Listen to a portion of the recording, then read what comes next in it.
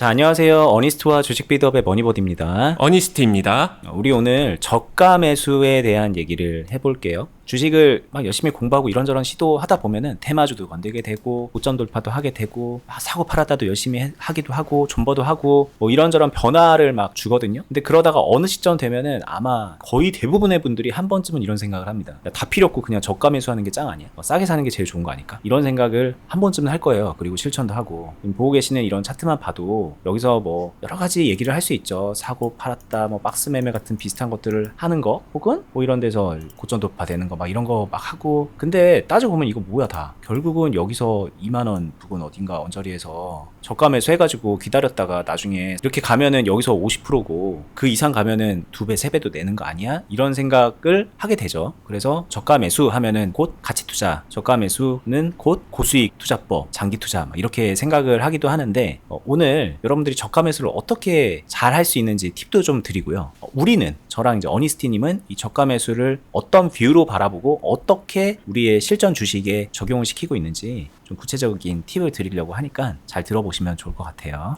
네, 저한테 저가 매수라는 거는 가장 중요한 포인트가 있어요. 일단 가격만 싼 걸 사는 게 아니에요. 가격만 싼 게 아니라 싸지만 좋은 걸 사야 돼요. 본인만의 그 좋은 걸, 이 기준이 전 되게 중요하다고 생각해요. 투자를 하는 내내 평생 따라다닙니다. 가격이 싼데 좋으려면은 몇 가지 포인트가 있어요. 일단 다들 시청자분들 맞췄으면 좋겠는 게 관점을 좀 맞춰야 되는데 오르는 주식을 찾는 게 아니에요. 그게 좋은 게 아니다. 앞으로 오를 주식을 찾는 게 아니다? 네, 거기서 벗어나야 돼요. 그래야 좋은 주식을 찾을 수 있어요. 이게 가장 어려운 부분이라 생각합니다. 근데 좋은 주식이면 오를 거 아니에요? 네, 뭐가 먼저냐인데 오르는 주식을 찾는 게 먼저가 되게 되면은 자꾸 오르는 주식을 쫓아서 찾게 돼요. 투자를 하다 보면. 그게 아니라 제가 말하는 거는 좋은 걸 찾아두면 때 되면 알아서 오른다, 이런 생각으로 찾는 게 더 좋아요. 그러니까 좋은 걸 찾는 게 먼저지 오르는 걸 찾는 거에 너무 빨려 들어가지 말자, 이 정도 기준점 갖고 저의 노하우를 얘기해 볼게요. 예시를 좀 볼게요. 일단 일봉 말고 주봉하고 월봉 많이 안 썼었는데 같이 섞어서 보도록 하겠습니다. KG 이니시스인데 일봉에서 보게 되면은 누가 봐도 일단 낮아 보이죠. 여기서부터 쭉 내려왔으니까 낮아 보이는데, 첫 번째 제가 볼 때 생각하는 거는 일봉에서 일단 화면 뷰를 최대한 넓게 보는 게 좋고요. 한번 더 넓게 봐볼까요? 넓게 봤는데도 되게 저가네? 이렇게 생각이 드는데 여기서 이게 저가구나 라고 판단은 안 해요. 저는 월봉까지 보면은 지금 여기죠. 이때랑 비교하게 되면은 상대적으로 저가라고 말하기는 힘들어요. 근데 여기서는 이제 시간의 변화를 봐야겠죠. 이때면 2010년이에요 10년도 더 된 시점의 주가입니다. 그러면은 기업도 10년이면은 뭔가 많이 변했겠죠. 그런 것들을 생각하면서 어떻게 변했나 정도는 체크하는 게 좋을 것 같고요. 이 체크할 때 재무도 봐주시면 좋아요. 애니얼 리포트 자체가 10년 전께 안 나오죠. 보통 3개년도께 나와요. 올해를 제외한 3개년도. 그러니까 20년, 21년, 22년. 그리고 지금 올해 이렇게 되니까 내가 최대한 볼 수 있는 거는 한 4개년도 정도일 거예요. 여기서 더 직접적으로 보고 싶다라고 하게 되면은 다트에서 기업 리포트나 뭐 이런 과거 자료들을 좀 추적해서 찾아서 자료화해서 봐보는 것도 괜찮습니다. 근데 저는 주식 투자를 되게 오래 했고 오랫동안 시장을 봐왔기 때문에 기본적으로 산업이나 종목에 대해서 기본적 이해도가 시청자분들보다는 높을 거예요. 그래서 보면 바로 아는 것들도 있기 때문에 저는 그거를 저의 직관이나 저의 경험치를 활용하고요. 그래서 초보자분들한테 저는 경험치도 좀 많이 쌓아라, 이런 얘기도 강조하는 거예요. 그게 시간을 단축해주니까. 그럼 다시 돌아가서 보면요, 이니시스 같은 경우는 모바일 결제 아니면은 PC 결제 뭐 이런 쪽 사업을 하고 있죠. 2010년도면은 저희 이커머스 시장이 이제 막 발전하고 있던 그 시절이에요. 당연히 그때보다 지금 시장이 현저하게 커졌기 때문에 이 기업의 가치 자체는 올라간 게 맞고, 그렇게 놓고 봤었을 때는 저는 이 정도 상승은 합당하다 생각하고, 그런 점에서 지금은 저가로 볼만하다, 저는 이렇게 생각을 할 것 같아요. 그러니까 차트상의 뭐 최저점이냐 바닥을 다지고 있냐, 이거는 일단은 첫 번째로 보여지는 정보니까는 그걸로 판단을 하는데, 그걸로 내가 이제 매수하기 좋은 저가의 상태의 주식이냐를 판단하면 안 되죠. 네. 그 이후의 단계에는 이제 길게 보기도 하고, 그리고 그 긴 사업 기간 동안에 사업 내용이 어떻게 바뀌었는지도 보면서 어떤 포지션에 있는 상태인가, 지금 현재 가격이, 이런 것들을 좀 종합적으로 판단을 한다는 얘기로 들렸거든요. 맞아요. 그거를 저는 주식 투자에서 가격의 상대성이라고 말을 합니다. 그리고 그 가격의 상대성이라는 게 조금 더 기술적인 말 아니면은 이론적인 책 속의 말로 가면은 가치예요. 그게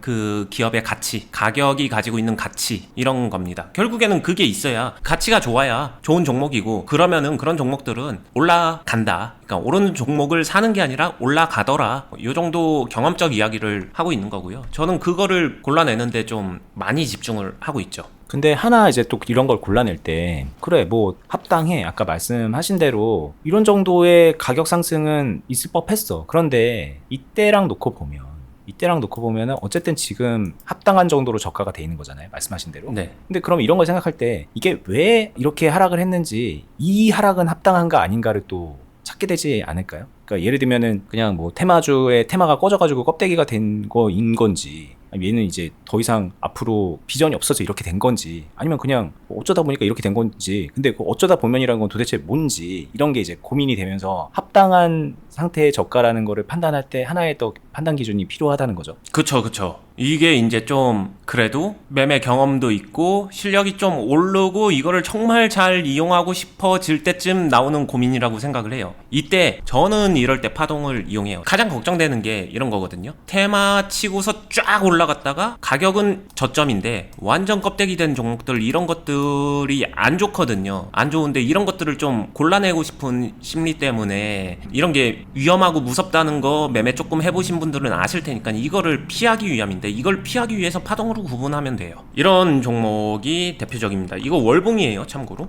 이 밑에서 엄청나게 올라갔다가 쫙 빠졌죠, 이런 게. 자, 가격만 놓고 보게 되면은 20만원도 하던 종목이 지금 2만원도 안 하게 되면은 어때요? 10분의 1이에요, 고점 대비. 그럼 가격은 당연히 싸죠. 당연히 싼 거 맞아요. 근데 이게 상대적으로 싼 건가? 아닌가? 놓고 보게 되면은 이것도 방금 전에 KG 이니시스랑 비슷하게 이 앞에랑 놓고 보게 되면 이 앞단에서는 가격이 만원도 안 했어요. 7,000원, 8,000원. 이거 실제로 제가 과거에 한 7,000원, 8,000원일 때 매매하던 종목이기도 했습니다. 그거 대비해서는 현재 주가가 그것보다는 한 2배 정도 높은 상태예요. 그럼 이건 합리적일까 아닐까? 이런 생각을 해봤었을 때 저는 재무도 보여드릴게요. 자, 기업의 성장 가치와 내재 가치 같은 것들을 생각해서 봤었을 때 이게 10년 전과 지금 이 제약사, 이 회사 자체에 엄청나게 그런 성장을 도모할 만한 그런 게 있었을까? 아니에요. 그냥 이거는 기업 자체라기보다는 사회적 국면에서 코로나라는 굉장히 큰 태풍 같은 이슈가 있었고, 그 여파로 인해서 되게 강력한 테마가 존재했었죠. 그 다음에 테마가 끼면은 가격에 거품이 끼는 거니까 그게 쭉쭉쭉쭉 빠져서 결국에는 제자리로 돌아오고 있는 과정, 저는 그렇게 생각을 하는 거고, 그런 의미에서 원래 8,000원, 만원 이 정도 하던 게 지금 2만원 언더로 떨어지고 18,000원 이렇게 됐었을 때 18,000원이 적정 주가일 수도 있어요. 시간이 오래 지났으니까. 그리고 코로나 시국에 제약사들 돈 벌었으니까 돈 버는 거 생각하면 이게 적정 주가일 수도 있겠지만, 자, 우리가 찾는 거는 싼 거잖아요. 저가, 싸게 살 수 있는 거. 이거를 싸게 산다라고 생각할까? 저는 아니라고 생각합니다. 이거 싸다라고 말하기는 힘들 것 같아요. 요런 거 참고하시면 좋을 것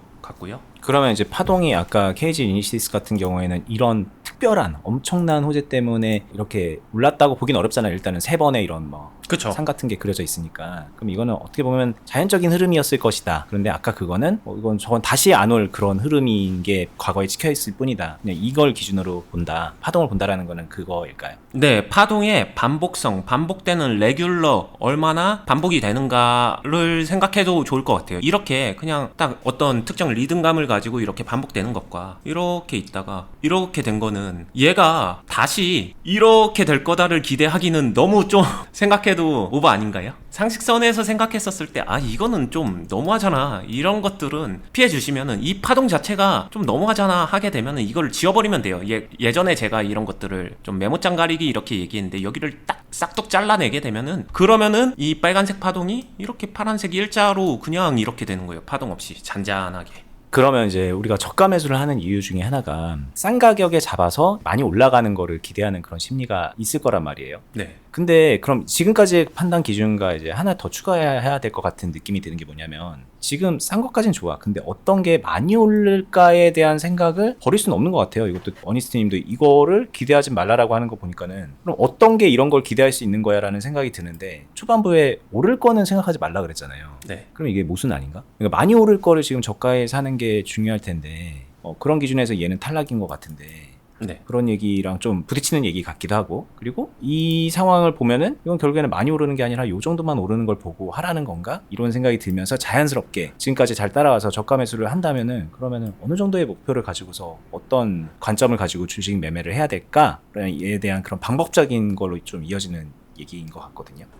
좋아요. 당연히 그렇게 생각하는 게 맞고, 저는 여기서 중요하게 생각하는 부분이 이런 것 같아요. 일단 첫 번째, 이거 작다라고 생각하지 말자. 이거 엄청 큰 거예요. 더 솔직하게 말하면은 이거 줘도 못 먹는 사람이 훨씬 더 많습니다. 그러니까 이거 무시하지 말자. 작다고 생각하지 말자. 첫 번째고요. 두 번째는 어차피 내가 원하는 이 정도 진짜 큰 파동 나오는 거는 여기를 무조건 지나간다. 이게 나와야 그 다음도 있는 거지. 이거 안 나오고 이렇게 올라가는 종목 없다. 이게 두 번째고, 그러니까 우리가 집중할 거는 이 정도면 충분하다. 이것만 먹자는 게 아니라 그 이후에 추가 상승은 그 상황에 더 먹으면 되는 거니까. 그쵸. 뭐 사놓고서 홀딩했다가 목표 주가에 파는 그런 주식을 말하는 건 아니잖아요, 저희는. 네. 그러니까 집중의 대상은 이런 게 맞다. 그냥 그거를 받아들이는 게 중요할 것 같아요. 이 욕심만 낼 게 아니라. 자, 뭐 일단은 이런 파동이 별거 아니다라고 생각하는 것부터가 사실 되게 오만이죠. 이거 2배 파동이거든요. 근데 이렇게 얘기하면은 이거 되게 좋아 보이네? 지금 여기까지 얘기 듣고 나서 이렇게 딱 듣고서 지금이잖아. 지금 대충 사놓으면 먹을 수 있다는 얘기처럼 들린다. 이거 저희가 물론 종목 추천하려고 방송을 하는 건 아니지만 보는 분들은 야, 하나 좋은 거 추천받았다. 이렇게 생각하고 들어갈 수도 있을 것 같아요. 이런 현상에 대한 게 이제 저희가 얘기가 좀 필요할 것 같고, 두 번째로는 들어가는 것까지는 좋을 것 같아요. 누구라도 뭐 자기 판단에 들어갈 수 있잖아요. 근데 저가 매수의 이제 하나 제일 무서운 점 중에 하나가 바닥 뚫고 지하가는 거에 대한 가능성. 이럴 때 그럼 바로 손절 때려야 되나? 뭐 10,000원 손절 라인 두고 손절 때리면서 해야 되나? 이런 식으로 궁금해질 것 같거든요.